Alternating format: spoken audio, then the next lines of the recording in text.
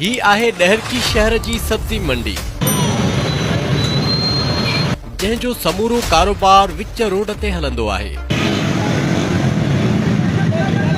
हितां सुबुह जे वक़्तु हज़ारे माण्हुनि जो गुज़र थिए थो, लेकिन विच रोड ते हलंदड़ कारोबार हर मुसाफ़िर लाइ सख़्त परेशानी जो बाइस बणियल आहे। फ्रूट ऐं सब्जियुनि जी लोडिंग विच रोड ते पार्किंग जिते दिलि चयो करे छॾी। हिन सब्जी मंडी ॾहरकी ते न त शहरी इंतज़ामिया जो कानून हले थो, न त वरी एंटी इंक्रोचमेंट जो। हिन मंडी जे वहिंवार जूं वागूं कंहिं वटि आहिनि, इहा त शहरियुनि खे ख़ूब ख़बर आहे।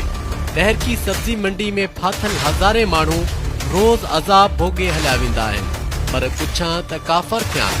सभिनी खे चुप जो रोज़ो आहे। हितां समें शागिर्द, उस्ताद, बीमार, ज़ईफ़ यानी ज़िंदगी जे तमामु शोबनि सां लाॻापियल माण्हू गुज़रनि था।